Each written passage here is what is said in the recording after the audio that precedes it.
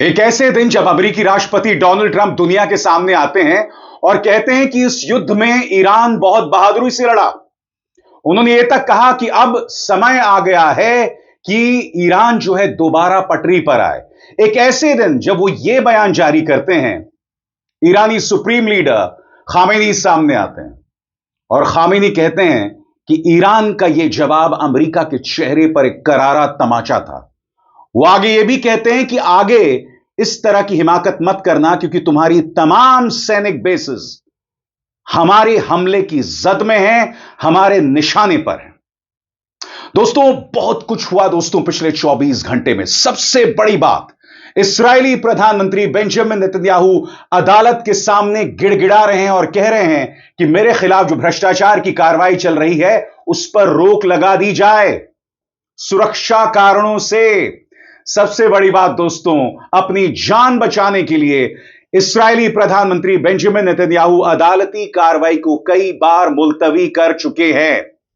यानी कि अब नौबत आ गई है गिड़गिड़ाने की, जो बेंजामिन नेतन्याहू कर रहे हैं। मगर इस वक्त की जो सबसे बड़ी खबर है, जी हां, पहली बार ईरानी सुप्रीम लीडर खामेनी सामने आए हैं।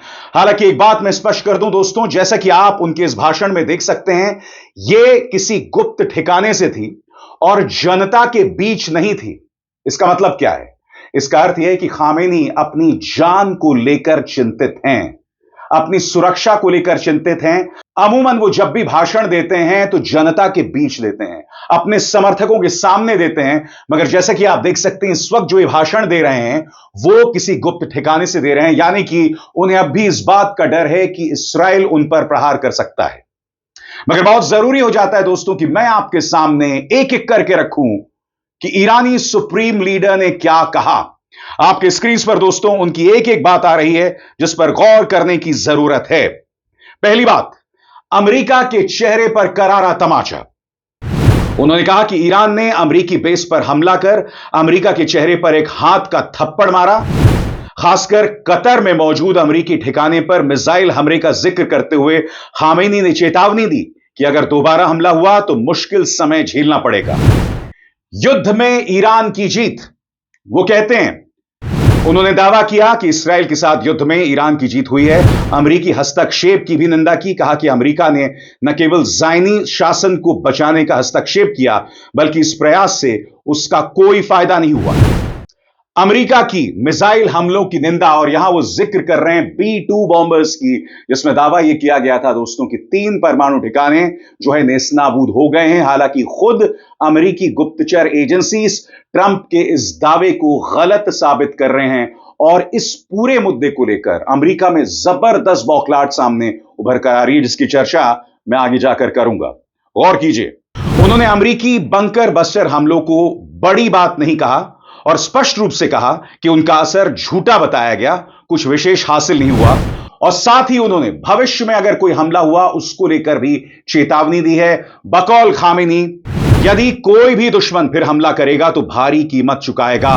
उन्होंने दोहराया कि इस्राएल या अमेरिका कहीं भी दोबारा हमला करेगा तो ईरान के पास उसे जवाब देने की ताकत है। और सबसे बड़ी बात, खामेनी यह भी कह रहे हैं कि हम दोबारा परमाणु कार्यक्रम का रुख करेंगे। गौर कीजिए वो क्या कह रहे हैं इस बारे में। हालांकि यह संबोधन परमाणु कार्यक्रम पर खास नहीं था, लेकिन उन्होंने अमेरिकी दावों का खंडन किया कि उनके काम पूर्ण रूप से तबाह हो गए। कहा कि यह सब नाटकीय दिखावा था। दोस्तों, इसके अलावा इस वक्त इंटरनेट पर ऐसे कई वीडियोस तैर रहे हैं, पहली बार सामने आए हैं, जिससे पता चल रहा था कि ईरानी तबाही कितनी व्यापक थी। मैं आपको एक वीडियो दिखाना चाहता हूं दोस्तों। इस वीडियो में देखिए, ईरान ने जो हमले किए हैं, किसी व्यक्ति ने शायद मोबाइल फोन से या कैमरे से वीडियो लिया। आप देख सकते हैं ईरानी हमलों में तेल अवीव के अलग अलग ठिकानों पर निशाना साधा जा रहा है और यह भी दावा किया जा रहा है कि यह मोसाद के हेडक्वार्टर्स भी हैं। ये मोसाद के हेडक्वार्टर्स भी हैं और मैं आपको बतलाने वाला हूं कि इसको जियोलोकेट करके, इसकी तमाम जानकारी हासिल करके मैं जो जानकारी अर्जित कर पाया हूं वो मैं अब आपके सामने पेश करना चाहता हूं। यह जो वीडियो आपके सामने आया है, खामेनी के भाषण के कुछ देर बाद यह वीडियो वायरल होने लगता है। हालांकि कई लोग यह कह रहे हैं कि यह वीडियो जो है यह हमले के दौरान का वीडियो है, मगर इस वीडियो के बारे में क्या कहा जा रहा है इस पर गौर किया जाना चाहिए। यह हमले ग्लिलोट यूनिट 8,200 बेस पर किए गए थे, जो तेल अवीव के उत्तर में एक बड़ा मिलिट्री इंटेलिजेंस सेंटर है।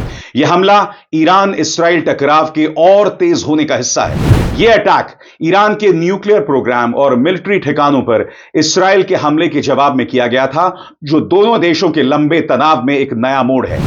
ईरान समर्थित हिजबुल्ला पहले ही ग्लीलोड बेस को टारगेट करने की बात कर चुका था, जिससे साफ है कि इस्राएली मिलिट्री ठिकानों को निशाना बनाना उनकी रणनीति का हिस्सा है। सामने आए वीडियो में कई धमाके और भारी धुआं दिखता है, जो बैलिस्टिक मिसाइल हमले के असर जैसा ही लगता है। इस बीच अमेरिका अपने तेवर पूरी तरह से बदल चुका है। डोनाल्ड ट्रंप, जो चीन से कहते हैं कि ठीक है आप ईरान से तेल खरीद लो, मगर हमसे भी तेल खरीदो, अब ईरान के बारे में वो जिस तरह से बयानात दे रहे हैं, क्योंकि आने वाले दिनों में ईरान और अमेरिका की फिर से बातचीत शुरू होने वाली है, उससे पहले डोनाल्ड ट्रंप क्या कह रहे हैं इस पर भी गौर किया जाए। वो कहते हैं ईरान बहादुरी से जंग लड़ा, अब उसे नुकसान से उबरने की जरूरत है, इसलिए ऑयल बेचने से नहीं रोकूंगा। सबसे बड़ा सवाल दोस्तों, अगर आपको यही बयान देना था तो इतना बड़ा बवाल क्यों किया, इतनी बड़ी तबाही क्यों मचाई, करीब 600 लोग ईरान में मारे गए क्यों? आपने B-2 बॉम्बर्स का इस्तेमाल किया, जिसमें आप दावा करते हैं कि उनके परमाणु कार्यक्रम को नुकसान हुआ। स्वाभाविक सी बात है, आपने ईरान में तबाही मचाई, जिसका जवाब ईरान ने पूरे जोर शोर और पूरे दमखम से दिया। मगर बड़ा प्रश्न यह सब करने की क्या जरूरत थी? उल्टा उनके प्रेस कॉन्फ्रेंस में एक रिपोर्टर ने सवाल पूछा कि आपने कहा कि अब चीन ईरान से तेल खरीद सकता है, क्या आप अपनी मैक्सिमम प्रेशर पॉलिसी छोड़ रहे हैं? यानी कि अब आप कह रहे हैं कि चीन जो है वो ईरान से तेल खरीद सकता है। आपने अपनी सोच, अपनी नीति पूरी तरह से बदल दी। क्या आप जानते हैं कि डोनाल्ड ट्रंप इसके जवाब में क्या कहते हैं? डोनाल्ड ट्रंप कहते हैं नहीं, ऐसा नहीं है, वहां अभी अभी जंग हुई है, जंग लड़ी गई, बहादुरी से लड़ी गई, अब उन्हें अपने देश को दोबारा खड़ा करने के लिए पैसे चाहिए, हम चाहते हैं कि वो ऐसा कर पाए। यह व्यक्ति कुछ भी कहता है दोस्तों, यह व्यक्ति यह भी कहता है कि मैं दुनिया के नक्शे से ईरान को हटा दूंगा और अब इन्हें पैसे की जरूरत है। सुनिए डोनाल्ड ट्रंप ने क्या कहा। Thank you so much, Mr. President. Yesterday you said China can now continue to purchase oil from Iran. Yeah. Are you giving up on your maximum pressure campaign? Because With there are who? sanctions right now. With who? On Iran. No, look, they just had a war. The war was fought. They fought it bravely. I'm not giving up. They're in the oil business. I mean, I could stop it if I wanted. I could sell China the oil myself. I don't want to do that. They're going to need money to put that country back into shape. We want to see that happen. Would it? No, if they're going to sell oil, they're going to sell oil. We're not taking over the oil. We could have, you know. I used to say with Iraq, keep the oil. I could say it here too. We could have kept the oil. No, China is going to want to buy oil. They can buy it from us. They can buy it from other people. But you're going to have to put that country back into shape. It desperately needs money. Yeah.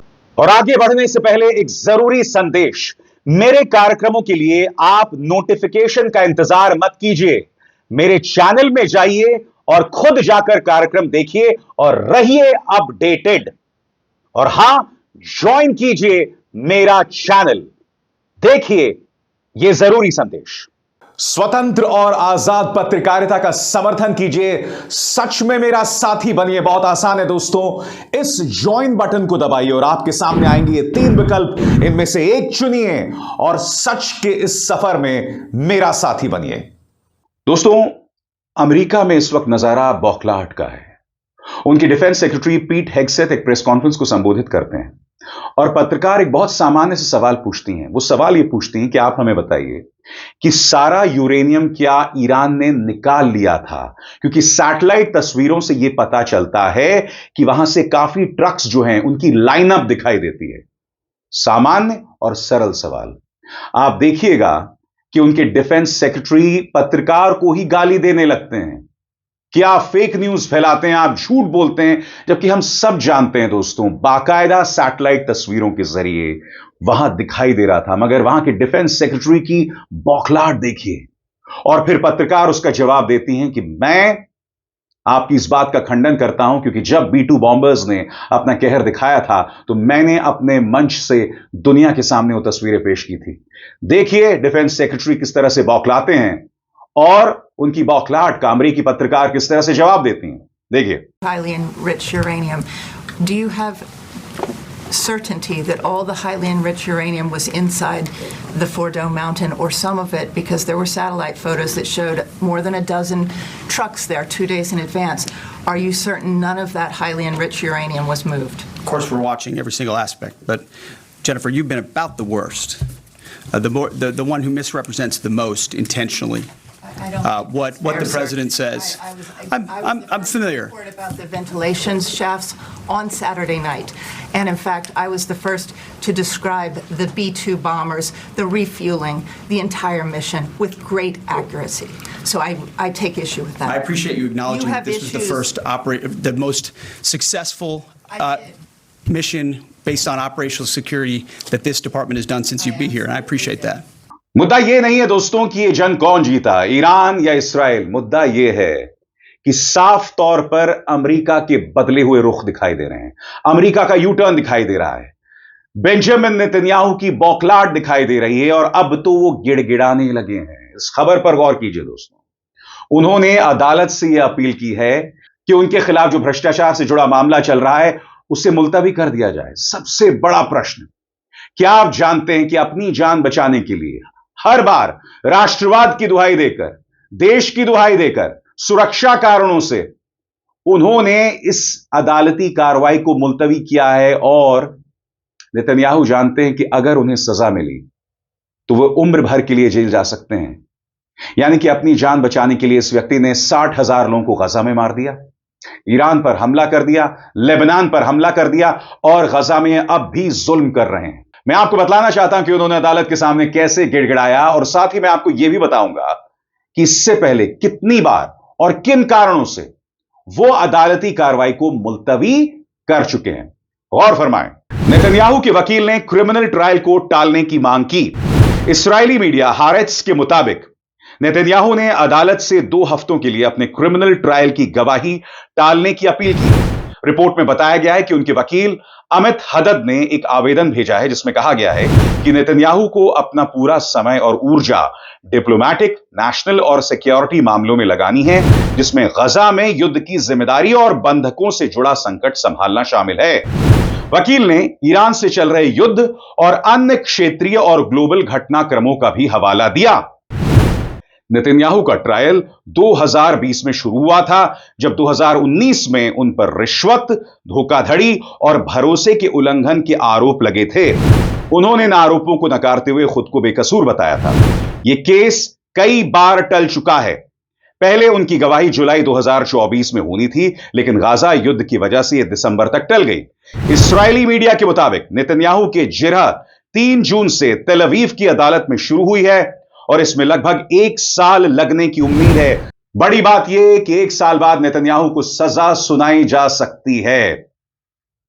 और Netanyahu जो गिड़गिड़ा रहे हैं वो सिर्फ अदालत के सामने नहीं गिड़गिड़ा रहे हैं, वो डोनाल्ड ट्रंप के सामने भी गिड़गिड़ा रहे हैं, क्योंकि डोनाल्ड ट्रंप का एक बहुत ही अजीब और गरीब बयान आया था जिसका जिक्र मैं अपने मंच में कर चुका हूं। उन्होंने अपने बयान में कहा था कि बेंजामिन नेतन्याहू के जो खिलाफ कार्रवाई चल रही है एक बहुत बड़ा विच हंट है, और इसे बंद होना चाहिए, और हम उसे बंद करके रहेंगे। यह डोनाल्ड ट्रंप ने कहा था दोस्तों। सबसे बड़ी बात, यह उनकी आंतरिक कार्रवाई है। डोनाल्ड ट्रंप अपना मानसिक संतुलन पूरी तरह से खो चुके हैं। मैं फिर आपसे सवाल पूछना चाहता हूं, एक अदालती कार्रवाई जो इस्राएल का आंतरिक मामला है, उसमें डोनाल्ड ट्रंप कैसे दखल दे सकते हैं? मगर डोनाल्ड ट्रंप यह बात कह रहे हैं, जिससे पता चलता है दोस्तों कि डोनाल्ड ट्रंप इस वक्त कुछ भी कह रहे हैं। जिस ईरान के जानी दुश्मन होते हैं, फिर कहते हैं नहीं साहब, अब उन्हें पटरी पर लौटना चाहिए। इस तरह की तमाम हरकतें डोनाल्ड ट्रंप कर रहे हैं। मगर सबसे बड़ा सवाल दोस्तों, ये जो पूरा मामला है नेतन्याहू के खिलाफ, वो है क्या? 3 मुख्य मामले हैं दोस्तों। जी हां, 3 मुख्य मामले हैं, और ये तीनों भ्रष्टाचार से जुड़े हुए हैं। इसमें उन्होंने एक उद्योगपति को बेवजह फायदा पहुंचाया था। काफी सुना सुना लगता है ना?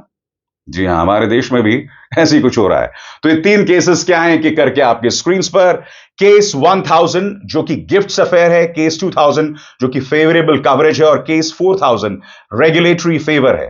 केस 1000 की बात करें, जिसे गिफ्ट अफेयर कहा जाता है, इसके बारे में कहा जाता है कि नेतन्याहू और उनकी पत्नी को कई गिफ्ट मिले थे, जिसकी कीमत $1,92,000 थी और यह गिफ्ट उन्हें 2 बिजनेसमैन से मिले थे। दूसरा केस जो है वो है फेवरेबल कवरेज, यानी कि यहां पर नेतन्याहू ने एक औद्योगिक समूह को रिश्वत दी थी ताकि उनके पक्ष में फेवरेबल कवरेज हो सके। और तीसरा मामला है केस 4000, रेगुलेटरी फेवर्स, एक हाथ ले एक हाथ दे, यानी कि एक औद्योगिक समूह को फायदा और उसके बदले में उनसे पैसे लेना या उनसे मदद लेना। ये 3 बड़े मामले हैं और इसमें अगर नेतन्याहू के खिलाफ मामला सिद्ध हो गया तो उनका जेल जाना तय है। और अपनी जान बचाने के लिए इस व्यक्ति ने गजा में कहर बरपा रखा है, ईरान पर हमला कर दिया, लेबनान पर हमला कर दिया और यह व्यक्ति यहां रुकने नहीं वाला है। सोच के भी सेरन पैदा होती है कि बेंजामिन नेतन्याहू आने वाले दिनों में क्या क्या करने वाले हैं। और सबसे बड़ी बात, अपनी जान बचाने के लिए पिछले 5 सालों में कई बार नेतन्याहू इस मामले को स्थगित कर चुके हैं, मुलतवी कर चुके हैं और इसकी जानकारी मैं अब आपके सामने पेश करने वाला हूं, जिसके एक एक शब्द पर आपको गौर करने की जरूरत है। गौर किया जाए, प्रारंभिक सुनवाई के बाद अधिकांश सुनवाइयों में ना आए। ट्रायल की शुरुआत 24 मई 2020 को हुई, जिसमें कुल 4 प्रारंभिक सुनवाई हुई। इसके बाद उनकी व्यक्तिगत उपस्थिति अक्सर जरूरी नहीं मानी गई। दूसरा, कोविड के चलते ट्रायल में 2 महीने की देरी। 9 मार्च 2020 को 45 दिन की देरी के लिए आवेदन किया गया, जिसे अस्वीकृत कर दिया गया, लेकिन 15 मार्च को महामारी के कारण ट्रायल को 24 मई तक स्थगित कर दिया गया। उसके बाद गजा युद्ध के चलते गवाही कई बार टली। शुरुआत में गवाही जुलाई 2024 के बजाय दिसंबर 2024 में हुई। फिर 17 दिसंबर की सुनवाई जनवरी की 2 सप्ताह की सुनवाई रद्द की गई क्योंकि वे मामूली ऑपरेशन करवा रहे थे। हाल ही में 18 मार्च 2025 में गाजा हमला शुरू होने के बाद गवाही पूरे दिन के लिए रद्द कर दी गई। अब 26 जून 2025 को भी 2 हफ्तों के लिए गवाही स्थगित कर दी गई। कुल मिलाकर दोस्तों कितनी बार यह गवाही स्थगित की गई है आपकी स्क्रीन पर। 2020 में कोविड की वजह से, 2024 में सर्जरी और गजा युद्ध करीब 3 बार स्थगन, 2025 में मार्च में फिर से एक पूरे दिन की सुनवाई स्थगित, 2025 जून में हाल के 2 हफ्ते का स्थगन। कुल मिलाकर कम से कम 7 से 8 बार बेंजामिन नेतन्याहू इस सुनवाई को स्थगित कर चुके हैं। सीधी सी बात है, एक मामला अपनी तरफ चल रहा है और दूसरा मामला अपनी तरफ। पूरी दुनिया में आज की तारीख में बेंजामिन नेतन्याहू की वजह से इस्राइल अलग थलग पड़ गया है, मगर यह व्यक्ति अपनी जान बचाने के लिए इस मामले को घसीटे जा रहा है। मगर इस वजह से गजा में हजारों लोग मारे गए, औरतें बच्चे मारे गए। ईरान पर हमला हुआ, कम से कम 650 लोग मारे गए। लेबनान में हमला किया, वहां पर भी बड़ी तादाद में लोगों को मारा गया, सिर्फ इसलिए कि इनके खिलाफ भ्रष्टाचार की कार्रवाई शुरू ना हो सके और अब वो एक बार फिर गिड़गिड़ा रहे हैं। अभिसार शर्मा को दीजिए इजाजत। नमस्कार।